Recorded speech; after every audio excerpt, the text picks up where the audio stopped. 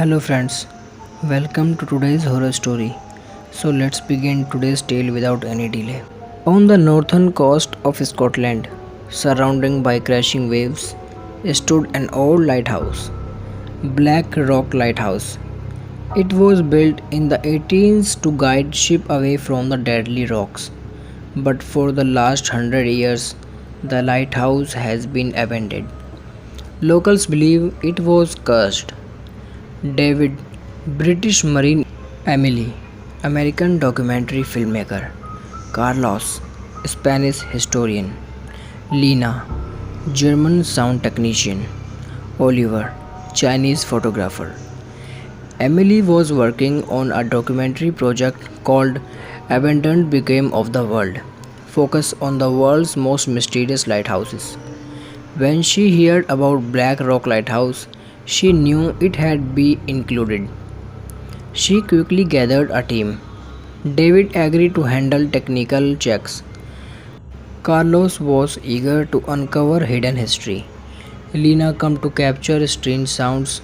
Oliver was excited to film the lonely structure. They reached the island by boat, where the lighthouse stood tall. Decade silence. The first night, strange thing began on the first night. At 2 a.m., Lena heard a faint whisper in her headphones, like a woman softly crying. Oliver found a shouty figure in the footage, a tall person in white clothes standing on the stairs. Carlos noticed that there was no records of the lighthouse keepers before 1902. All documents had mysteriously disappeared.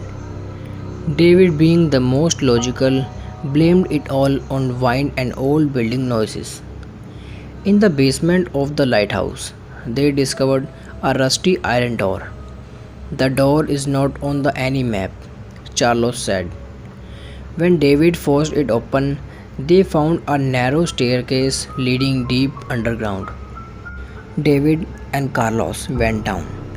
They found an old room, strange symbols were carved into the walls, written in some ancient language, maybe a chant. There they found a diary from 1899. It read, "We locked her down here. She cannot see the light anymore. But every full moon she awakens. Do not open the door, do not open it." That night was a full moon. Emily suddenly screamed in her sleep. "She is watching me." Lena rushed in and found Emily staring blankly, like she was in a trance. Oliver camera recorded a dark shadow flying along the walls. David tried to scan for radio signals with the device. One sentence repeated again and again. "I see the light again. You opened the door." They searched and found him in the basement, but he had changed. His eyes were pitch black and he kept repeating, "She is here. She is coming out from the lighthouse." David tried to pull him out, but suddenly the entire lighthouse lit up. Lights that had not worked in years. A loud scream echoed, like a spirit that had been trapped for centuries and was finally free. Emily broke down mentally. Lena and Oliver tried to escape, rushing to the boat, but a violent storm had taken over the sea. Their boat sank in the wave. David said, "We had to go back down. Maybe we can lock her again." They took Emily and went back to the underground room. There, a shadow was waiting. It was the spirit of a woman, Margaret Blake, the lighthouse first caretaker. According to the diary, Margaret did not commit suicide. Now free, Margaret's spirit wanted to destroy everything that had kept her away from the light. David looked at the symbol on the wall and read a chant from Carlos' diary. "Lux tenebris, claude potent, ready in tenebras. A scream, a jolt, and then complete silence. The next morning, only Lena and Oliver were found alive, unconscious on the beach. Emily, David, and Carlos were never found again. Black Rock Lighthouse became abandoned once more, but now it was feared more than ever. 6 months later, the story of Black Rock Lighthouse spread like wildfire. People online called it the lighthouse that swallowed three souls. No one dared to visit again, except one person. Claire, a paranormal journalist from London. She had read every article, see every video. She believed there was more to the story, something still hiding in the shadows. She contacts Lena and Oliver, the only survivors. But Oliver refused to talk. He has not spoken a word since that night. Just draw the same image again and again. A woman with no eyes standing in the light. Lena agreed to meet Claire. We did not stop her, Lena said. We just woke her up. Claire convinced Lena to go back with her one last time. They reach the island again, but this time the lighthouse is on. No one turned it. They reach the island again, but this time the lighthouse light is on. No one turned it on. No one should be there. The wind is sharp, the fog thick. It feels like the island itself does not want them to come closer. As they walk up, Lena says quietly, I hear her again, crying. Everything is just like before, broken, cold, haunted. But the symbols of the basement walls are now glowing faintly in red. Claire hears whisper in the recorder. You bring her back. You brought her back. You should not have come. In the dark corner of the tower, shadow move and then they hear footsteps above them, but no one is there. Suddenly, a door slams shut behind them. They trapped. At midnight, the lighthouse begin to shake. Lena see water dripping from the ceiling. Even thought the sky is clear. Claire turned and gasped. Emily is standing there, pale and lifeless. But her eyes are not hers. She never left. The voice say thought Emily. She was always watching. Suddenly, Carlos' voice echoes from the basement. She lives in the light now. The door cannot hold her. Claire and Lena rush down to the underground room, but now the stairs go even deep than before. At the bottom, they found an ancient ritual room with 7 mirrors, all cracked. In the center is a chair, old and bloody. Behind it, written in Latin. See, she thought the mirror. She wait in the light. She feeds on fear. Suddenly, one mirror showed David's face, whispering, Run! But it too late. A shadow rise from the floor. Margaret Black is back. But now, she is not just a ghost. She is something else. Twisted, burning with light, eyes glowing like fire. You open the door again.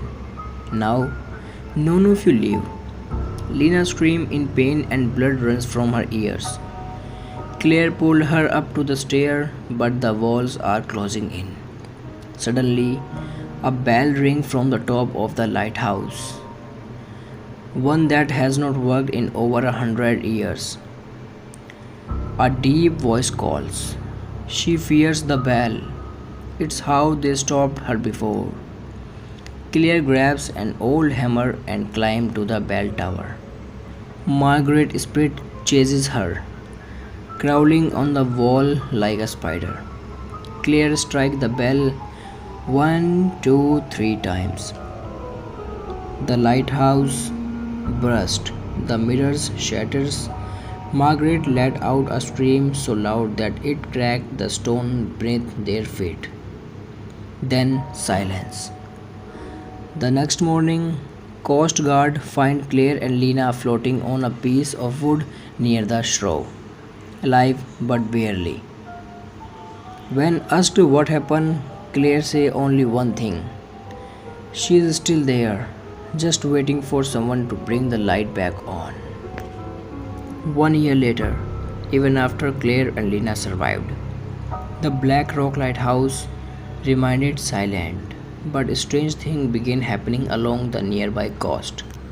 Boats stopped working near the island. Fishermen heard a woman crying in the fog. Some even saw a light blinking from the lighthouse, even thought it had no power. The government finally sealed off the island, but one man did not listen. Alex, Claire's younger brother, a drone pilot and filmmaker. He believed his sister was still haunted by the spirit. The only way to help her was to destroy the lighthouse for good. He took a boat one stormy evening and headed to the island. He never tells anyone. Back to Black Rock. Alex reached the lighthouse and find the door already open. Inside, it's dark, silent, cold. He walked up to the main room. On the wall, written in blood, "The light never dies." Suddenly, his drone flying outside picks up something terrifying. A figure in white standing at the very top of the lighthouse. No face, just long black hair blowing in the wind. He looks up, but there is no more there. Alex goes down to the basement, but now the stairs have changed. They do not go down to just one chamber. They go deeper, much deeper. At the every bottom is a room filled with old bones, chairs, and portrait of past lighthouse keepers, all with their eyes scratches out. Then a soft whisper behind him. "You brought the light again." He turned, but there is no one. Then the mirror in the corner cracked on its own, and inside it he see Claire. She is crying. Don't try to fight her. She is in your now. Alex try to run, but the walls bleed seawater. His flashlight flickers. He pulls out an old flare from the bag, his only weapon. Suddenly, Margaret Blake appears, but now she had a human face. It's a mix of Emily, Carlos, David, and Claire. She speaks in many voices. "You were never free. You all opened the light. Now stay forever." Alex lighted the flare and threw it into the room. The fire spread fast. The wall began to collapse. Margaret screams, her voice splitting into hundreds of ghostly cries. The lighthouse starts shaking, as if the island is angry. As the fire grows, Alex climbs up the tower. He reaches the bell and rings it one last time. Dong, dong, dong. The lighthouse shatters. The stream stopped. Outside, the storm cleared. The sea became calm. If you like the story, please subscribe my channel and press the bell icon for more.